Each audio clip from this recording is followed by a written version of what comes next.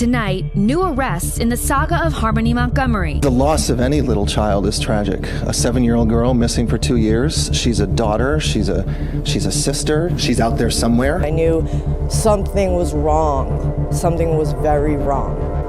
It is 48 pages of alleged abuse suffered by a 5-year-old child while she was alive and even after she died.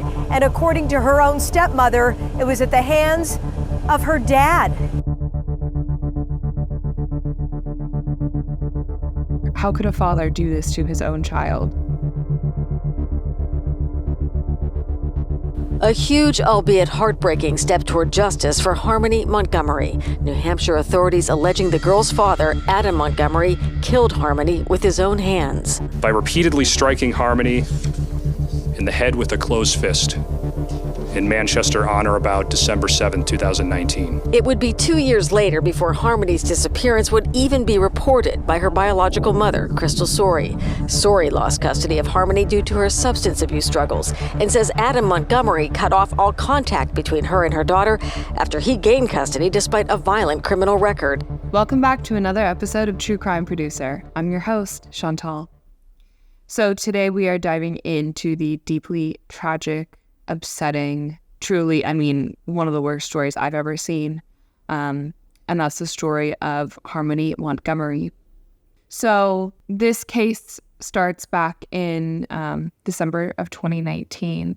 Harmony was sitting in the back seat of her father's vehicle, and she had just had an accident. She wet herself. Apparently, as she was sleeping, she did this. Now, anybody that has a 5-year-old child, has been around children, or is just a decent human being knows that these things happen every once in a while, especially given the living situation that Harmony was in, which we'll get into later. Point being, she wet herself in the back of this car. And her father, Adam Montgomery, allegedly turned around and started wailing on her, just absolutely beat her up. And then turned back around, drove to the nearest methadone clinic, got his drugs, went through a Burger King drive-thru, and sat in the parking lot and ate his burger while Harmony was sitting in the back seat, gurgling and moaning and slowly dying is what was happening. No two ways about it. This is a horrific story. Harmony was incredibly let down by the adults in her life, and her own father allegedly is the one that brought her already very short life to an end. After Adam had delivered one of these brutal and violent blows to Harmony's head, apparently he turned to someone who is his estranged wife now and said, "I think I really hurt her this time." Yes, Adam, you did really hurt her this time. After he realized what he had done, he realized he had murdered his daughter. He went to the back of his car where he grabbed a duffel bag and he proceeded to stuff Harmony's lifeless body into said duffel bag. Prosecutors say Adam Montgomery then spent 3 months transporting small Harmony's lifeless body in a tote bag everywhere he went, until finally disposing of it in March 2020. His defense admits he did hide a body. You can and should find him guilty of those crimes. For the next several months, it became a sick game of where he could hide the body next. Apparently, he hid it everywhere from the ceiling in his own house, which he slept under, by the way. He apparently put it in a homeless shelter for a little while and all sorts of other places until he finally dumped the body in March 2020. So just to recap, that's December 2019 when he killed her to March 2020, COVID times. It just hit me why March 2020 sounded so familiar. But that month is when he finally dumped her body. We still don't know where her body is. It still has not been found. All right, this is not a recovery. All efforts are focused on that Harmony is alive, and we are going to do everything we can to find her in that condition. He is being accused of killing her. And based off of everything that I've seen, it seems very likely that he did do that. However, he is only admitting to 2 charges. And those 2 charges are abuse of a corpse and falsifying evidence. Instead, the public defender is blaming Adam's estranged wife, who was in the car when Harmony passed away. She's also expected to be a key witness in this trial. You said that you didn't know what happened to Harmony, that you had no idea. Yes. That was a lie. Yes. And you said you thought Adam hurt her, but you didn't know what happened to her. Yes. That was a lie. Yes. And that was a lie that protected you, but pointed the finger at Adam, right? Yes. So this was obviously not the first time that Adam abused Harmony. Shortly after he took custody of her, he gave her a black eye. 5 months later, he killed her. If you are capable, I think if someone's capable of giving their 5-year-old daughter a black eye, I don't think it's a huge leap to say they're probably also capable of delivering a brutal blow that could possibly end their lives, which is what happened here. He also, unsurprisingly, spoke incredibly horribly about Harmony. He allegedly told one of his friends that she is evil, and that she reminded him of her mother. If you're calling a 5-year-old child evil, especially because they remind you of their mother, something's going on with you. You need help. And clearly, Adam was all sorts of fucked up. And also, when a family member asked him about Harmony's injuries, he said he bashed her about the fucking house. So yeah, this is not the first time that he had ever laid hands on her. From a black eye to bruises all over her body, it was clear that the last several months of Harmony's life were spent in terrifying fear and just in an abusive household in general. When you got home, did you see Harmony there?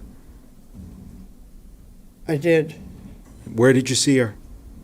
I seen her standing in the kitchen. When you saw her in the kitchen, how did she look to you? She had a black eye. So when you saw her in the kitchen with this black eye, what, if anything, did you say? Oh my fucking God, what did you do, Harmony? Where was he? Standing right behind her. And what did Adam say? She didn't do anything. I bashed her around the fucking house. How did Adam say this? If I had to describe it, like a cocky son of a bitch. The thing that really breaks my heart is imagining her waking up and realizing that she had wet herself and knowing that she was about to be punished for it. Knowing that this was something completely against her will, that she had just had an accident and was about to be beaten for it. And I mean, have you guys seen the photos of this guy in court? He is so creepy looking. He's, I mean, honestly terrifying. He like struts in with this smile. He's like flashing a smile to the people in the benches and like to the cameras. It's so creepy. And it's that kind of stuff where it's like, oh, you know, some people are evil. There's no redeeming quality, not a single redeeming quality in this man. And honestly, my question is, how the hell did Adam get custody in the first place? This is also not his first run-in with the law. He was a violent felon. He was an active drug user. He was living in his car. He clearly couldn't take care of even himself, never mind a child. And yet he was able to get full custody of his 5-year-old daughter? I mean, what? If he's able to get custody, presumably in the eyes of the court, Harmony's blood mother, biological mother, is even worse off than Adam. Harmony should not be going to either of those parents then. I mean, obviously foster homes have a reputation, but to leave a little girl with somebody like that, it seems insane. But truly, the most tragic part of all of this to me is the fact that Harmony's brother's adoptive parents were actively trying to add Harmony to their family. So there's a world where if things had moved faster, Harmony might still be alive. She might never have been, left with somebody as evil as her father. Apparently, all of this came to light after Harmony's biological mom apparently kept asking authorities, where's my daughter? What's going on with my daughter's whereabouts? My estranged husband isn't letting me speak to her. And then finally she found out that Harmony had never even been enrolled in school in the first place, which is how everything sort of spiraled. And how they were able to bring Adam into court despite not having a body. And Adam is still up there claiming that he loved his daughter unconditionally, that he did not kill her, that all he did was move her corpse and try to dispose of her body. I don't know. That doesn't sound like any sort of father that I know or would want to know. I can't imagine a situation like that where a loving and unconditionally loving father is confronted with his daughter's dead body and his instinct is to stuff it into a duffel bag and hide it in the ceiling where her body rots, or move it to a homeless shelter, or put it in the back of a U-Haul, and then finally dumping it and still not saying where she is. Do you think there's any likelihood that he's telling the truth, that he didn't deliver the final blow to Harmony, and that all he did was move the body around? Does that sound likely or feasible to you? Let me know in the comments. This whole story is just heart-wrenching. Our love is with Harmony and, her family members who actually cared about her. This must be a horrific thing to go through. I would not wish this on my worst enemy. And all we can do is hope that Harmony is at peace now. That's it from us. Thank you so much for joining us. See you next time. I'm Chantal. Bye.